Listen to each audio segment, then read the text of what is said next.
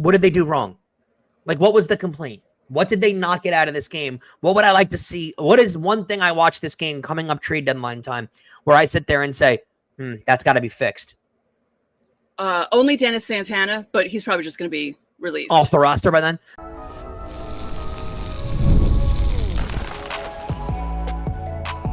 You are Locked On Yankees, your daily New York Yankees podcast. Part of the Locked On Podcast Network, your team every day.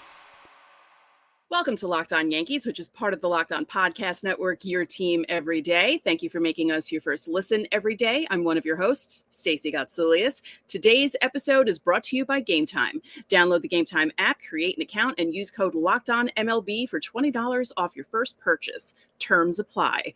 With me, as usual, my co-host Brian McKeon. Brian, 3 things that are certain in life: death, taxes, and the Yankees beating the Twins. That's for sure. I mean, what else is new? The Yankees. I wish they could put the Twins in every game.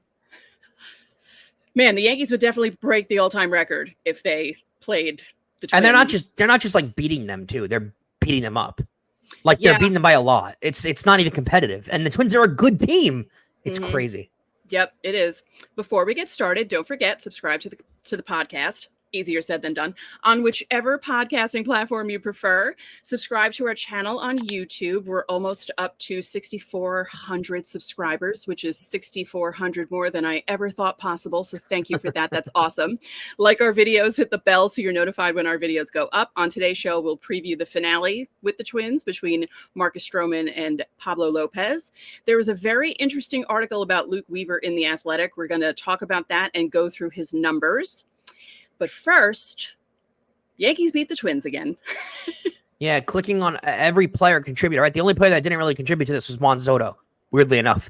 Volpe with a triple, Judge with a bases clearing triple. I mean, who didn't contribute to this? But Rodón looked as good as he's looked all year, and then, gave up the runs later on. But regardless, throughout the majority of the game, Rodón looked as good as he's literally ever looked in a Yankee uniform. Yeah. Again, you look throughout the game, you watch the entire game, and then you sit there by yourself for 5 minutes after the game and think, what did they do wrong? Like, what was the complaint? What did they not get out of this game? What would I like to see? What is one thing I watch this game coming up trade deadline time where I sit there and say, that's got to be fixed? Only Dennis Santana, but he's probably just going to be released. Off the roster by then? Like, there's no thing that I can come up with. And I try and I sit there and I say, what are they going to add? What do they need to add? What are they going to do? They're playing that good. I mean, their record now through 62 games is the exact same record that it was in 98. And that's one of the greatest baseball teams literally ever assembled. At least, I mean, top 5 for sure, right? With the 81 Tigers and the 27 Yankees. I don't know how much, and I knew it's crazy too, because Paddock said something similar to this coming into the start. He said it's similar to this after his last start against them. And Chris Paddock's, again, number one overall pick, number 1 prospect in the Padres system, like a really, really, really good pitcher. And Chris Paddock had said, there's just no way to navigate the lineup. And he's right. The lineup doesn't give in. And especially, listen, if DJ is going to contribute the way DJ's contributed over the couple games where he's come in, where he's not DJ LeMahieu that won the batting title a few years ago, but he's still a very productive hitter that puts the ball in play consistently, they're going to be legitimately impossible to navigate. I mean, you have Giancarlo Stanton hitting the way he's hitting in the 5-hole. It's ridiculous. The thing that sort of was amusing to me is, they score those 4 right away in the first inning. Then Paddock settles down and pretty much shuts them down. Looked really good. Yeah, until the 5th. And then they scored 4 more in the 5th, like just exploding for runs. I just love, I feel comfortable watching this team. Last year, I didn't want to watch the games because it was just agonizing. And I will let you all know this. I watched Locked On Blue Jays Wednesday morning. And those guys were ready to jump off the CN Tower. Like, they were just so mad at how bad the Blue Jays had been performing. And I was tempted to leave a comment saying, well, now you know how I felt covering the Yankees last season, because it was just such a slog getting through the season, knowing that they weren't going anywhere. And it was just, Ugh. And you see, and that's exactly the point that I was going to make too, is this is what it was like last year, where it was if you cover the team or you consider yourself like that level of a passionate fan. Now, again, most people were very well aware have the ability to turn that switch off, and if they stink, just be like, oh, all right, I guess I'll go in the pool all summer. I think me and Stacey have that rare disease where we can't do that, like not even because of work, like I legitimately I can't not watch. Yeah. But and it makes those miserable years miserable, but it makes years like this just simple. Yeah. Right? Like they don't lose. They don't lose. They've now won 7 in a row for the second time all year. This is a second 7-game winning streak. You know how many teams don't have one 7-game winning streak? I mean, the White Sox have 3 7-game losing streaks, but it's gotten to the point where they feel automatic. And again, this we've said it a million times. We can say it a million more. This has all been done without Garrett Cole. Mm-hmm. Which I mean, that's a $38 million a year pitcher, the highest paid besides the idiotic Scherzer and Verlander contracts, the highest paid pitcher like in a normal deal in baseball. And I mean, he won the Cy Young last year. I mean, I would call him the best pitcher in the game right now, the best starter in the game right now, other than maybe Luis Heel.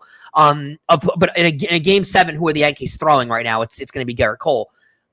And you look at all this stuff, and yet they've got the same record as the 98 team. It's remarkable how good they are. Well, that's what it is. The 98 team, they were a team.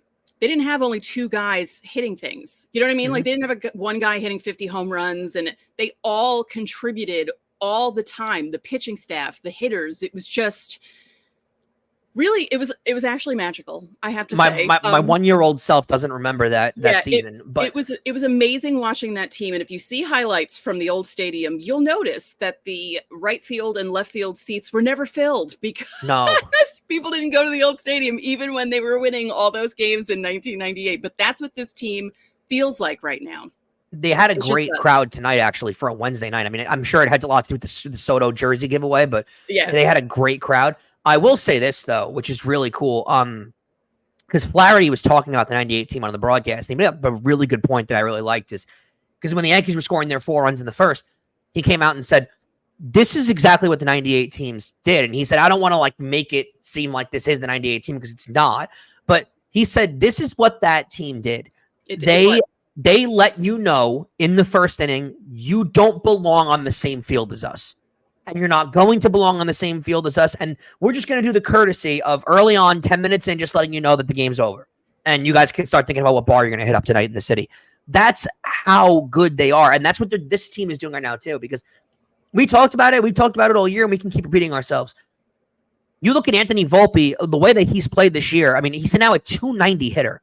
He's been that good. I mean, he's speed around the bases. He's become an excellent fielder, which is something that everyone wanted to complain about the first 2 months of the year, of last year, which is crazy. But then you follow that up with Soto and Judge and even Verdugo. Like you don't think of him as a number 4 hitter, but he slides into that role just so perfectly. And then you follow up with Stanton, who's hitting 240, but he's got 15 homers and 40 RBIs. I mean, you don't see this kind of production out of. He does. I am convinced my grandmother could run faster than him. Like the second base, the one he got thrown out. I mean, I know he hit the ball 110 miles an hour. And I'm not saying my grandma would put it 110 miles an hour into the gap, but I mean, I think she would have got to second base before he did. He's that slow. It's remarkable. But regardless, the power is there, right? The power is there. He can run as slow as he wants. If he puts 30 home runs out of the park this year, which he's well on pace to do, you take that. So you can look around, and again, we've asked Yankee fans all year. We've gone through the comments. We've looked at your guys on Fan Mail Friday. We ask every single week, give me the complaint. Give me what's missing. Nobody can come up with an answer. And rarely as a sports fan do you watch a team and throughout we watch all sports. How many sports have you ever watched where you've had a team that you could legitimately say there isn't a complaint? They can't add here. I mean, the Rangers just won the President's Trophy and had one of the best years ever. I can't sit here and say that there weren't things they could have added. It's that level. I mean, they might not need to add at the deadline. They will, but they might not need to. That's how crazy it is. Yeah. I mean, they might. They probably will. They'll probably do. Cashman will do. I really want him to go back to doing one of those moves that everyone's like, wait, what? At the trade deadline, and then the guy comes in and contributes like right away kind of thing.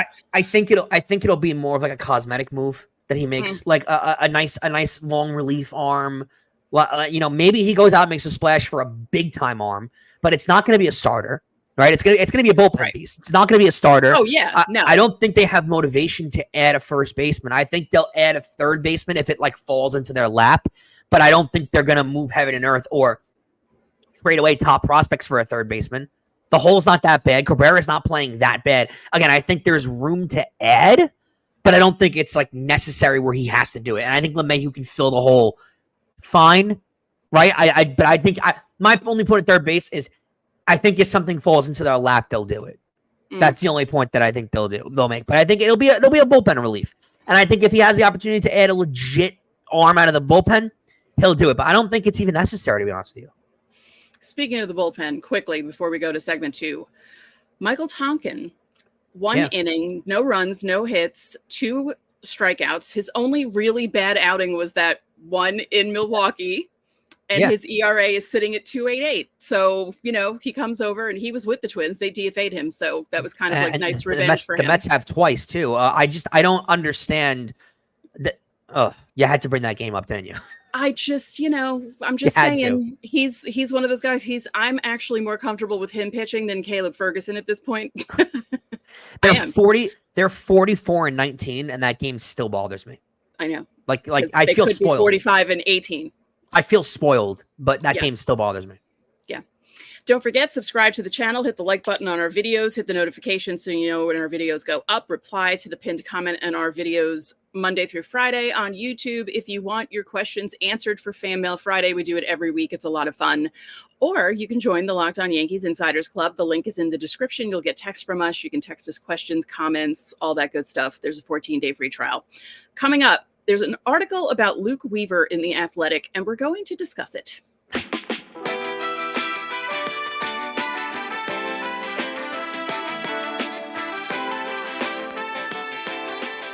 We're just a month away from MLB's All-Star Game, and there's no better way to cash in on the action than PrizePicks. Add your favorite players from the diamond to your PrizePicks lineups all season long. Whether it's strikeouts, RBIs, or first-inning runs, take your pick of more or less and add them to your PrizePicks lineup today. Now you can win up to 100 times your money with baseball's only lineup on PrizePicks. If you submit a winning lineup featuring Demon Squares, you'll cash in big time on the biggest moments of baseball's early season. Demon Squares are more difficult, but they win you more money. So who doesn't like more money? PrizePicks even offers you injury insurance that your lineup stays in, so your lineup stays in play, even if your player gets hurt. Testing my skills on PrizePicks this baseball season is the most exciting way to play daily fantasy sports. If you have the skills, you can turn $10 into $100 with just a few taps. Quick withdrawals and easy gameplay and an enormous selection of players and stat types are what make PrizePicks the #1 daily fantasy sports app.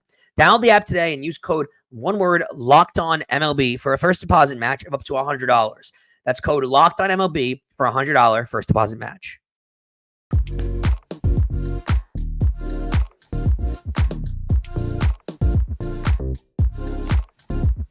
Welcome back to Locked On Yankees. Locked On Sports Today is a free 24/7 sports streaming channel programmed for you every single day to bring you the biggest stories without all the noise. Locked On Sports Today brings you campus analysis, opinions, and news, streaming 24/7 on YouTube or the free Amazon Fire TV channels app.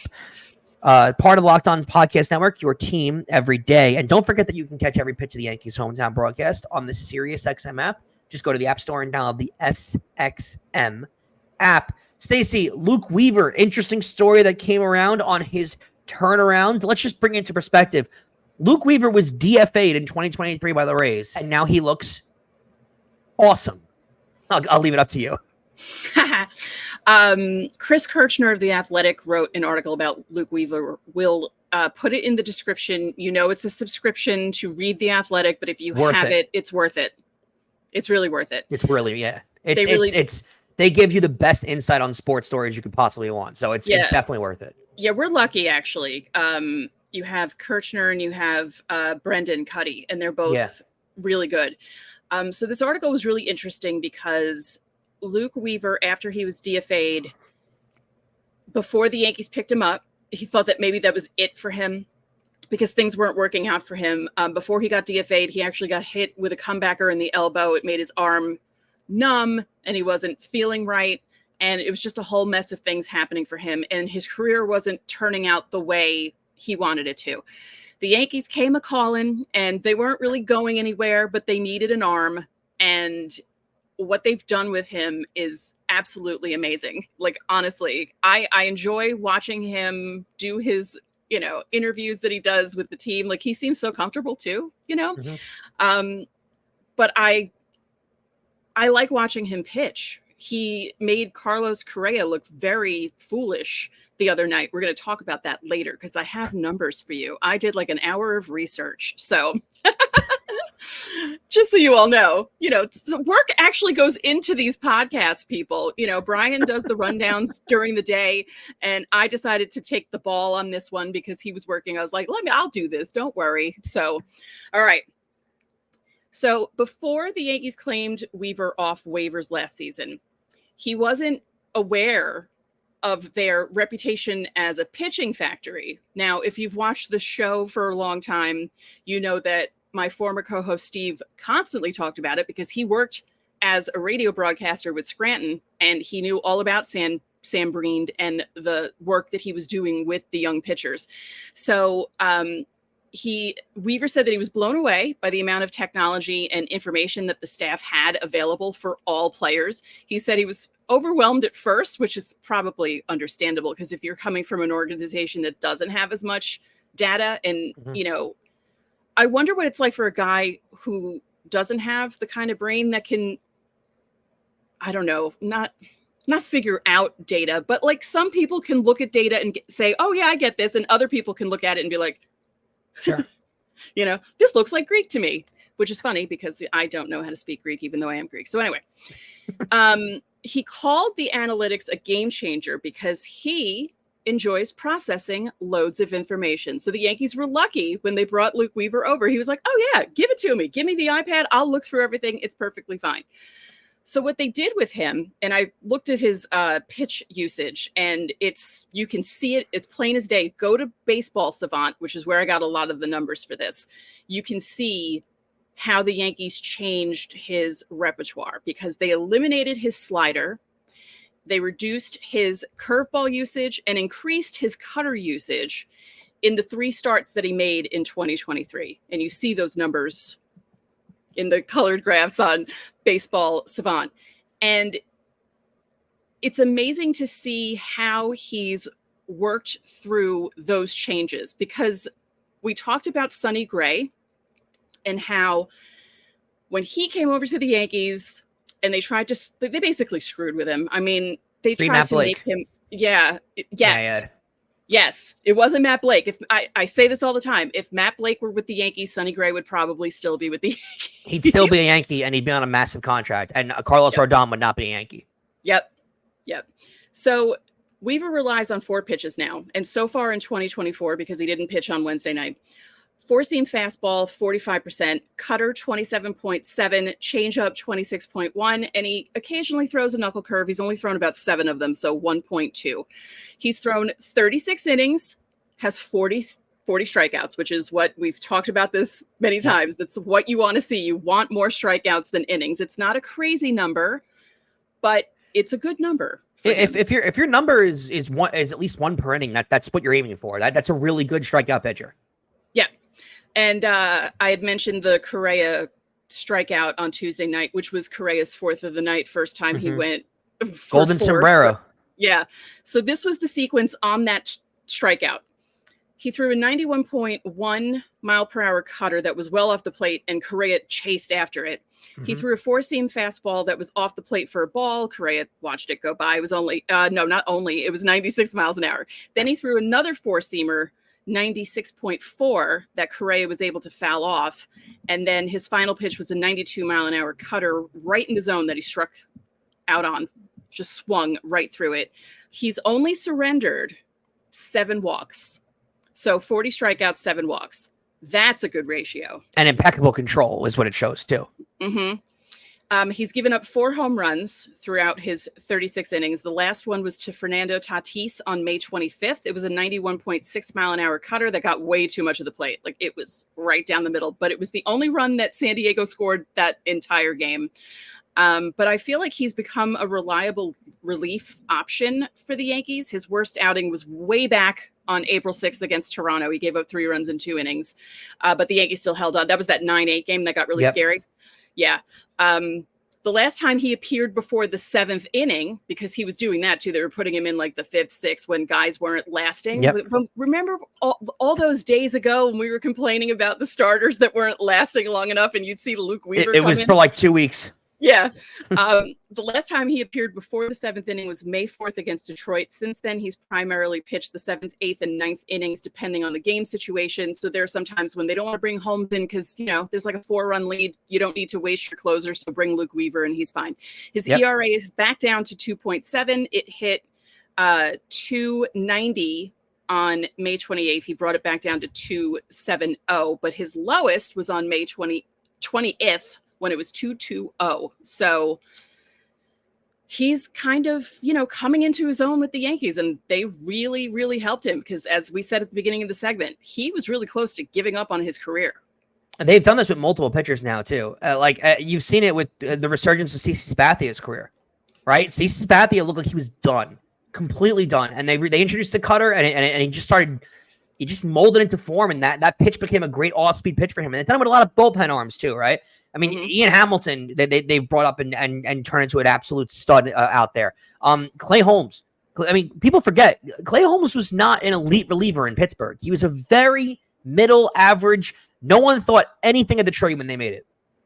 And then all of a sudden, Clay Holmes is one of the best closers in all of baseball, right? Yeah. You've seen it with Luis Gil. I mean, we saw Luis Gil's debut a few years ago, right? And he was good. He was good for the 7 starts, I believe he had at the end of the year. Good, not great, very average. Like you thought he'd be like a middling, 5th guy in your rotation, one of those guys. He's one of the better pitchers in all of baseball.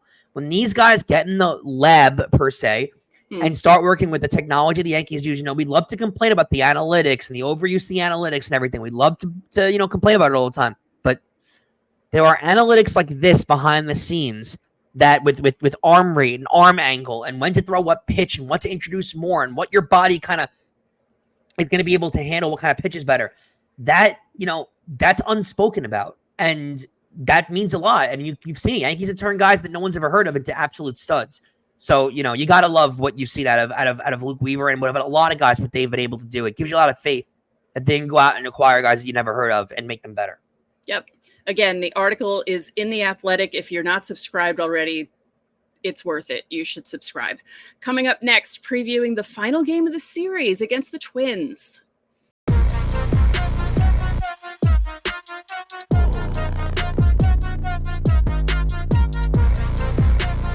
If you're looking for tickets for just about anything, check out the app GameTime. GameTime is the fastest and easiest way to buy tickets for all the sports, music, comedy, and shows near you. The Yankees are playing a big series against the Dodgers this weekend, and GameTime has deals on tickets right up to moments before your event starts and even an hour after it starts. All 3 games are night games, and if you decide at 7:15 that you want to go to Yankee Stadium, you can, and you can get tickets. You can also find exclusive flash deals and sponsored deals on tickets for concerts, comedy, theater, and more. Take the guesswork out of buying tickets with GameTime. Download the GameTime app today and get $20 off your first purchase with code LOCKEDONMLB. Terms apply. That's code LOCKEDONMLB for $20 off. Download the GameTime app today. Last minute tickets, lowest price, guaranteed.